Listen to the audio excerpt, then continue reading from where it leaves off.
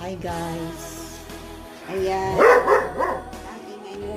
Maglagay tayo ng bulaklak dito sa flower vase. Yay, suday.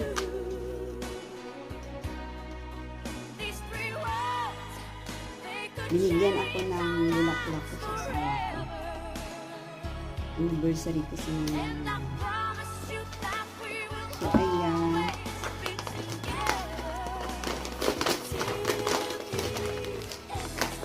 Bumili siya.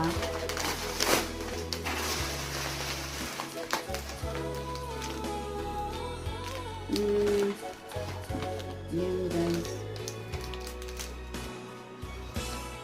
So, lagyan natin ng powder na pang lagay sa tubig para matagal siyang masira. Ayan.